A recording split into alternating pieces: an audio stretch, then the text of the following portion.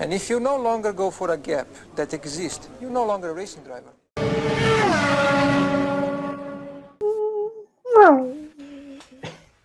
I guess Jason he's upset with the intro. I thought we had a good thing going. Like, you know that's just going in my mind. Like when you hit live and to go, and just I imagine that's the sound of this podcast is you three idiots OCD, going. Right? Anyway, I'm also laughing because last week we were like, "Hey, let's do the pod. Let's record on Thursday, so we don't have a biased opinion based on FPs because FPs don't mean anything." Then we just forgot that Monaco the FPs are on Thursday. And we ended up watching the FP. So we will have some sort of biased opinion, which will probably fuck our predictions. I mean, it just shows how Jamie. good of F1 fans we are. Yeah. We completely forgot that everything is shifted a day. But except Jamie, right? Edit that out. Jamie's gonna go with the safest picks ever. And not this week. Not this week. No, I got a wild card for top to come first. So anyway, do you know, since we're talking about Thursdays and facts about Monaco, do you guys know probably that Monaco has the lowest corner, right?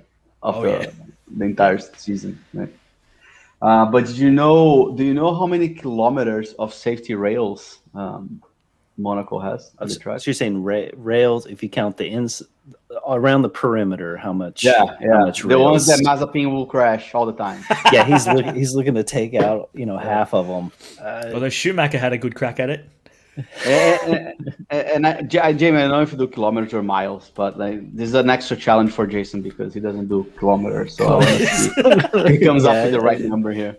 I think it's like 1.4 miles per kilometer, so just something like that. So. It's 1.6. I don't know. 20? Is that a lot? I don't know. 40, well, it's 20. I think that would be like in miles. Like it's 33 kilometers of safety rails around the track. So it's a bit close to 20 miles. The wrong denomination, but you're close. It takes 2 months for setting up the circuit, the whole thing, and then 2 weeks to clean it out. I was watching YouTube yesterday and I typed, driving around Monaco circuit. So there's some crazy people that just got a camera and drove around. Basically, you can drive the whole, almost the whole track by car. There's 2 spots that are a little different. So the casino curve, the turn, right? Yep. You actually would go against the traffic. So in real life, you gotta go through the casino. When they turn left on casino, you would go straight and then turn left after. So this is the one part, and the other one is after the tunnel. Okay. You would go straight to the left and right there, that chicane. Yeah. That part, it's parking lot, I think. So it's not open. Yeah, for the pool, isn't it? Yeah. Yeah. So it's not actually a road. So you would have to go around where, people when they miss the chicane, they go straight. When it's Lewis's tires are starting exactly. he'll go straight. So you would go that way, then you would get into the road a little bit farther ahead. But it's totally different. So the video took 8 minutes, right? So you imagine driving takes you 8 minutes for that lap, which they do in 1 minute 20 seconds. Right? Yeah. So it's the other thing is I highly recommend you guys watch, because when you watch that, the track without the rails, without the covers, you cannot even identify and see that's the track. It's so weird to see 2 things, right? You can see the buildings, like the sidewalks and people walking, but also the speed difference, because the Formula 1 car is so fast that you basically see blurs right on the side. Yep. With the guy driving, you could see everything at all the details. So it was funny to see this contrast. Anyway, do you know before and after shot, the photo? Yeah, that was cool. Do you know which team has won the most in Monaco? Williams. Problem. I don't know. It's actually McLaren. McLaren. Oh shit. Yeah. Hey. Okay. I was just thinking, Hey, 750 Grand Prix. Yeah. Williams had to have won a few Monacos. They probably did, but I don't know the number. I just got the stat that McLaren has won the Won most. the most. And the other Nice. thing is like that's pure stats for nerds here, right? Yeah. So people say, yeah, if you qualify in pole, you have a high odds of winning, Yep. right? But of all the 60 races that happened in Monaco, only 27 the winner was the pole. So statistically, not 50. starting on the pole, you have a higher chance. Right. However, Yeah. the last time that a non-pole won the race was 2008. Lewis Hamilton started in third, won the race. Since 2009, the pole wins the race. So I think Okay. this era of Formula One, because It's of the hard cars to- are big and all Yeah, that, yeah. I think it Yep. helps you. But if you look at the history, the entire number, it's still less than the rest. Right.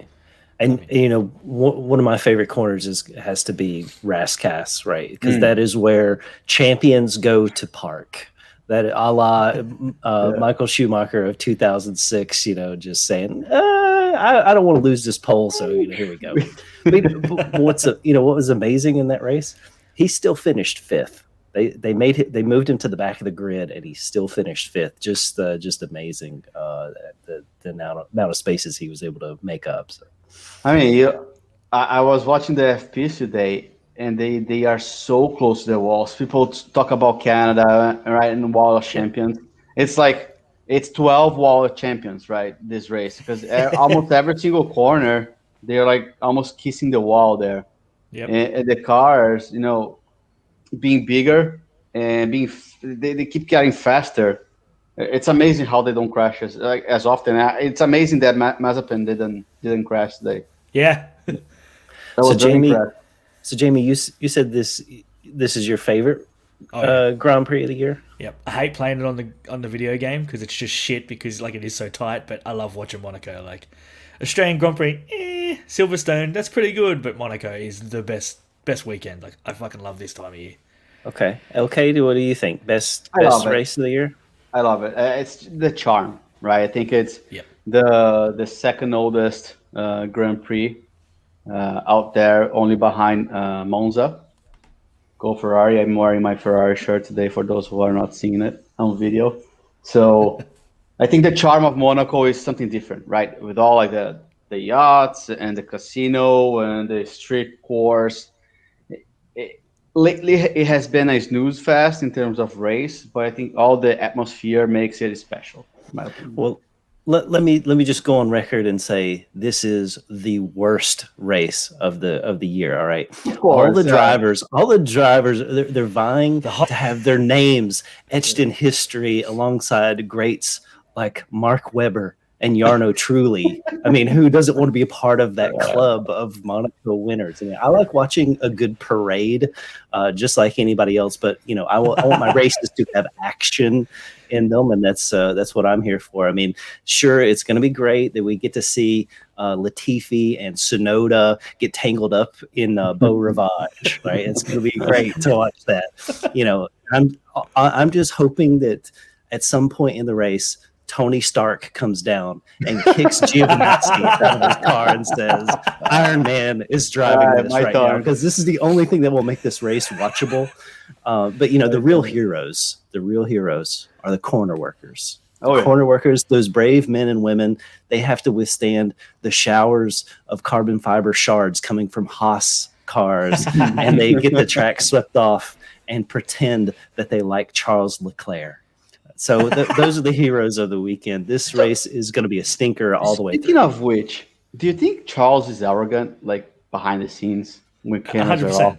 Yeah, he is the next Lewis strikes Hamilton. me as an arrogant person. Very arrogant. The next Lewis Hamilton, guaranteed. I mean, what Monegasque isn't a complete douche? I don't know many, so yeah, true. I mean, it's like you got to think Rosberg is probably the biggest douche of Monegasque, and then maybe Leclerc is working his way up. He's German. True Monegasque is Leclerc, right? Like Rosberg was German, and moved if you want to go further, he was Austrian, right? But I don't know many Monegascans, but Leclerc strikes me like that guy that smiles in front of the camera when cameras are off. He's an asshole. I might be wrong. I don't think he's a a douche like Hamilton, but that's the aura that he gives me, the vibe of being an ass off camera. Anyway, I mean, Daniel Ricciardo lives there now, so no, but living there he's is not a one thing. douche. Yeah. Yeah. Yeah, when you're actually from Monaco, like Leclerc is, he's Hamilton. If he can have some success like Hamilton has had, he's gonna be the next douche. The one thing I was surprised about was Ferrari and where the hell their speeds come from. 1 and 2 in FP2. Leclerc looks good. Ferrari. I mean, Leclerc's been like quietly consistent, like getting good results all year. No one's really been talking about it, but this is his track. He's never finished in his career. He looks like he's up for this Grand Prix. That makes it his track. That makes it his track, huh? Well, it's his home track. So A couple of things, and that's where the bias will play a role here, right? Because we don't know what's going to happen Saturday during qualies and even race. But what historically happens is the cars are not set up or designed for Monaco. So there's always that odd car that does well in Monaco because it sucks everywhere else. Mm-hmm. It might be the case of Ferrari this year, right? The car is not great, but for Monaco, they might be performing well.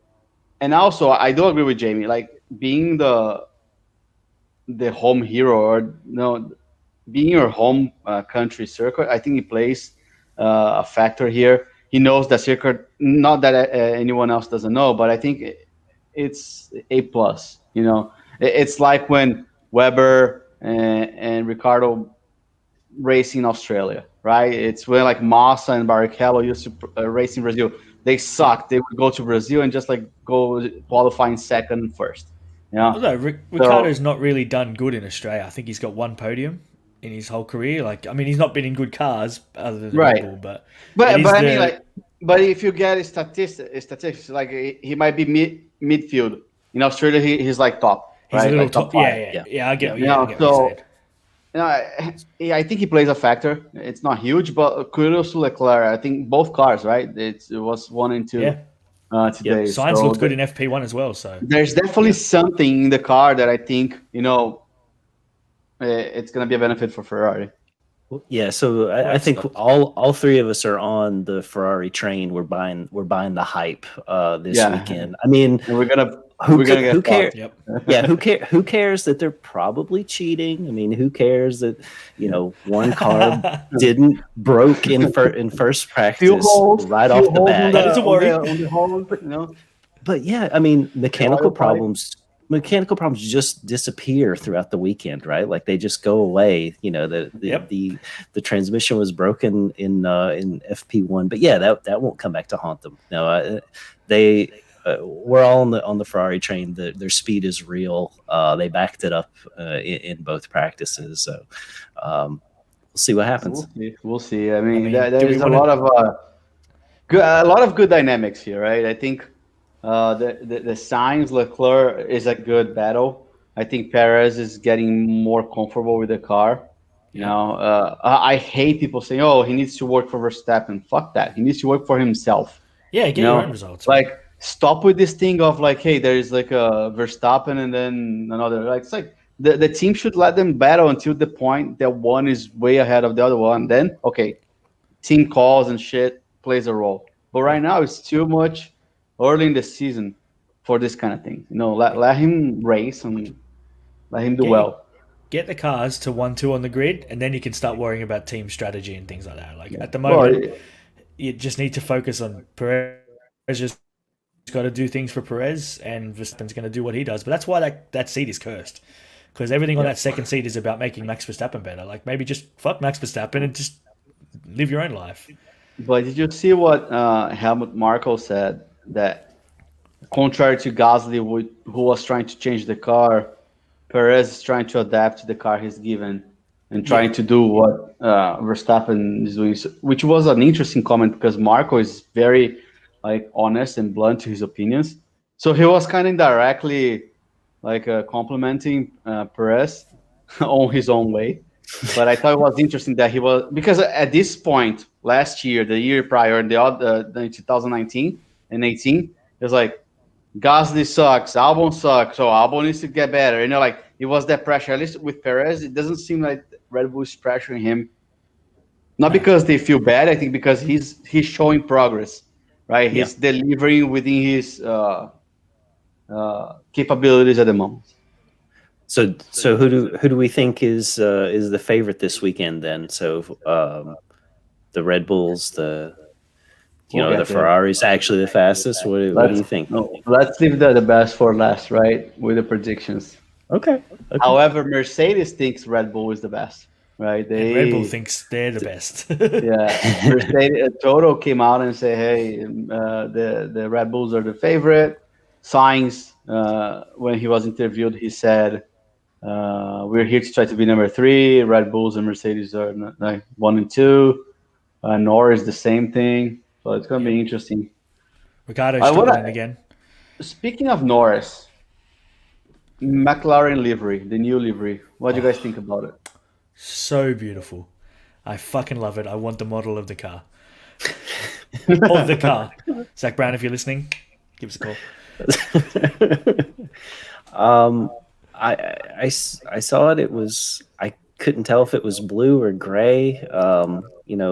Congratulations to them for hyping up this as the big announcement. And we all thought something important was coming, and then we see it's paint on the side of a vehicle. So good for them with the golf sponsorship, but. Now we still want Lando to come on and Twitch with Jamie, but it's fine. I'll race him. No problem with it. I'll race him in my I Williams. think the hype was. I mean, McLaren does a good job on social media. I think the hype was great. Excellent job. They did a good job. Honestly, I hate the papaya color. Like, call me, a known fan. I liked, the Marlboro years and then the Mercedes year with the gray car. Yep. Like when I was getting used to the papaya after like 4 or 5 years, they throw that baby blue that makes me want to throw up. It's awful.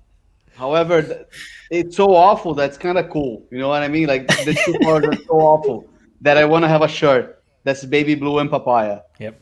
But I saw so many people posting, and they applied so much filter that in a lot of pictures it was gray, Jason. Like you said, yeah. The gray would be awesome. Like they use the gray from the past, in the middle of look pretty sick. horrible papaya. That would be great. That would look good. Yeah. Yeah, but that baby blue doesn't do for me. I mean, I know it's golf. It's nice that they're getting more, money from sponsorship and partnership. It's great. I mean, Norris, that video when they announced with Norris like getting dressed and all that was great. The helmet that Norris is using this weekend, did you see the paint with the old goggles painted on his forehead? Yeah. That's awesome. Compared to the ugly helmet that Ricardo has it looks like just a fucking orange. like 8 ball. It looks like an 8 ball, right? It's like awful. So like everything that Norris does is way better than Ricardo. Like it's like Ricardo is just sitting on a corner, like, hey, here crayons and paper, go play. That's how it feels, at least from the outside. Part of me thought the announcement was that they were said, this week we're actually going to give Ricardo the same car as Lando. We're going to have a fair weekend this time around. Not this weekend, not in my house. This weekend. And Ricardo loves this track, and he's struggling big time. Whereas Norris, I mean, he's not doing great, but he's looking good. And that new contract, a bit of safety, man, I'm looking forward to the future for McLaren with Lando there, and whoever's going to be that second baby blue everywhere. Yeah. Anyway, I want to try to describe a situation to tell my feelings about something. Imagine 2 lines. One goes up and down, more downs than up, and the other one is flat lined. Do you guys know what I'm talking about? Yep. What is it? Kimi Räikkönen's heartbeat. Well, he's the flat one. Yeah, he's the flat liner. Is it comparison lap times? No, it's Alonso and Vettel, right? The up and down is Alonso. I get excited, and then like he sucks, it goes out there. Then it goes a little better. It keeps going up and down, but like I said, more downs than up. That'll just suck. Both of them are just suck. Like tell me whatever you want. Like they did kind of well. Vettel did well on FPs today, but man, are they sucking? You know, uh, we talked about that before, right? I think we all gave Yeah. up on them, Yeah. and then Alonso Yeah. started doing a little better last FP, and we jumped on the hype train, and then like Yep. he sucked at the race. Yep. So I think it is what it is. You know, they are Yeah. done. The last hope would be next year with the new regulations, if somehow the car does well. But I wouldn't bet my life on it. I think it's just like finish the season, wrap it up, make more money, get out. Give a So chance to someone else. I think what we're seeing with the Alpines is that Ocon is revealing the true speed of the car. Yes, right. absolutely. That those ups and downs are really, Which is not great. It's Alonso's talent, right, that is bringing it up or down, or it doesn't fit with his style at certain tracks, and it's really Ocon who's showing the true performance of this car, and it's sixth place car, sixth constructor car or so. Yeah, Ocon has definitely shown he's an actual good driver this year. Yeah. He stepped up big time this season. And he's a mid of the field driver. But and I hear people talking about him going to Mercedes. Like, why would Mercedes? Coming No, back. Come on. no. He's a good driver, but like he's a Ricardo. He's a middle of the track guy. He's never going to be a world champion, but he will do what you have to do. He'll get your points when you need him, and he'll get the car hopefully back in one piece. But would they actually take him back, right? Because he was a Mercedes development driver, right? So would they actually bring him back? You think? I don't know. The thing, I think Mercedes kind of fucked up their pipeline, right? Because they let Van Dorn go. Who was the reserve driver last year that didn't get the shot at Bahrain because they brought Russell? George Russell in. No. I'm drawing a blank. It wasn't Van Dorn. It was someone else. No, it wasn't Stoff. No, yeah, but he was he was pissed that he didn't get picked. Which is fair enough. You're contracted to be that guy for when things like that happen, and you go with a guy who already has a seat. But I think that's where Mercedes is like screwing their pipeline, right? Because they had Ocon, they had to let Ocon go. Then they have Van Dorn that is racing Formula E, right? Now they have this other one. I think it's still in the family somewhere. I think either driving E or DTM, But their reserve drive is Nico. What's his name? Hulkenberg. Right now. Which so it's like, horrible. but I bet if something happens to Bottas or Lewis, Russell would run the car. It's like, what are we doing here? But I don't know. I think I don't even know where we were going with the question, but Alonso. Pipeline is fucked.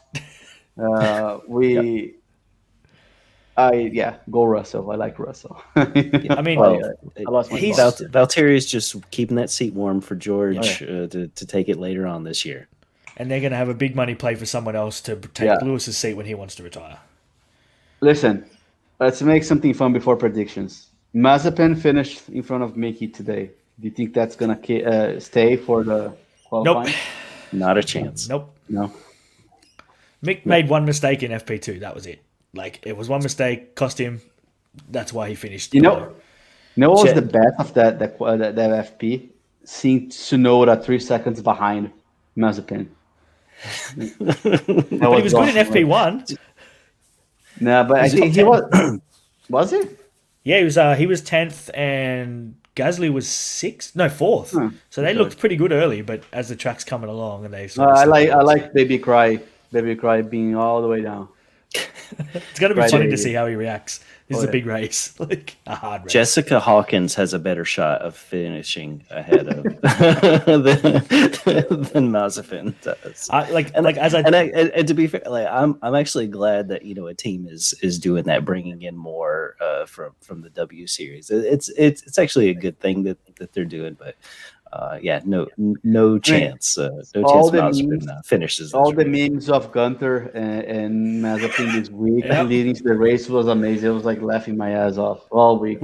We were at the forefront of this. We've been giving him shit since day one on this podcast. So we breed that.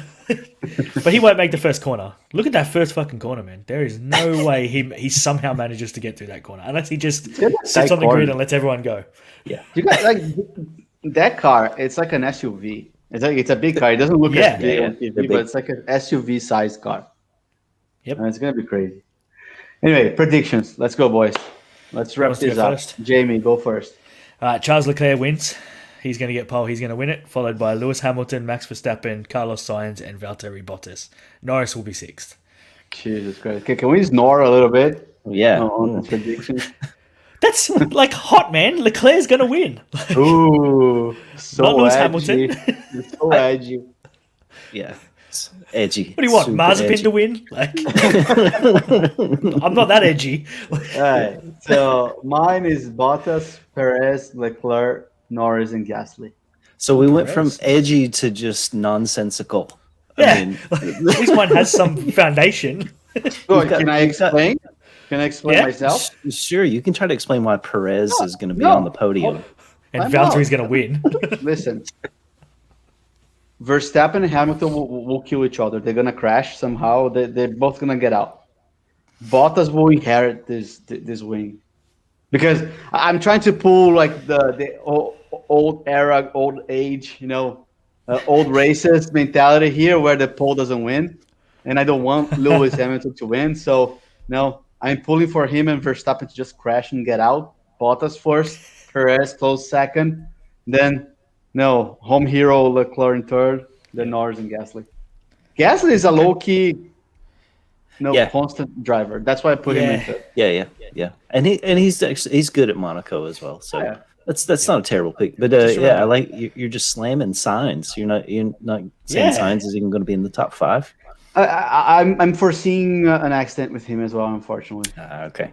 I'm Team Ferrari, but I like Sainz better than Leclerc, but unfortunately he's gonna have an accident and be all the way down.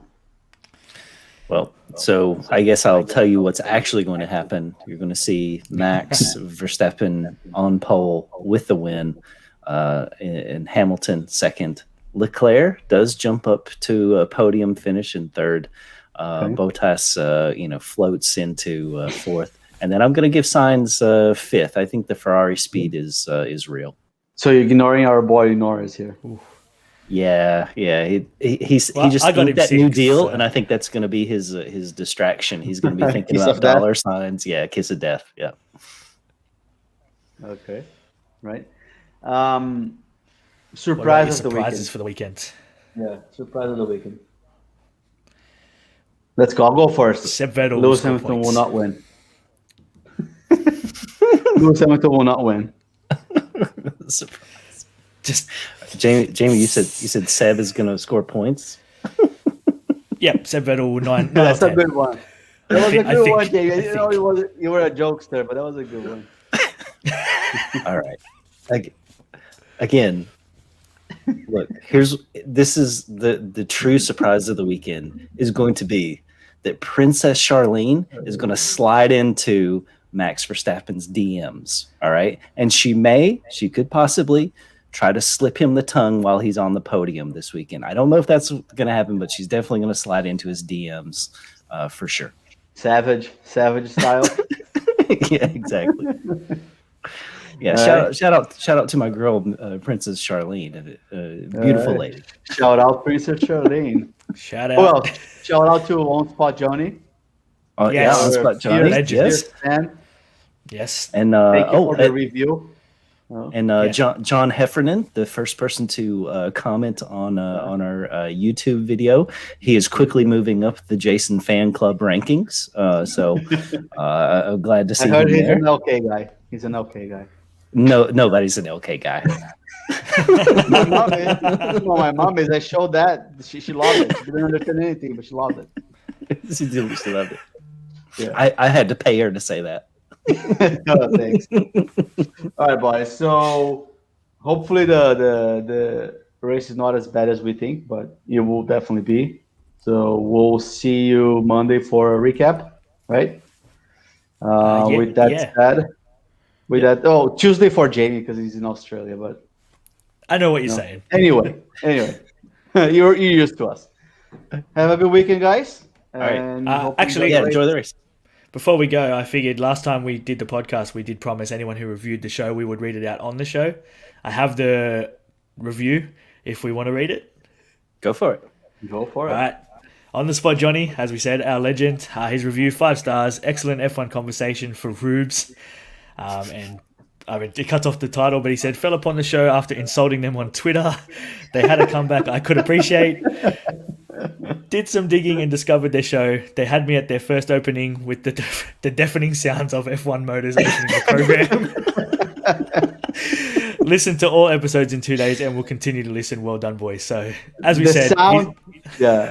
The sound sounds, that man. Jason is upset that we got out of the intro. Jason is under protest here. Got to keep him, man. The fans want him. The show for Rubes. I think that's going to be our tagline under Finding the Gap. You know? He actually said on Twitter as well, so even better there. All right, cheers, Johnny. That's us. We'll talk to you guys next week.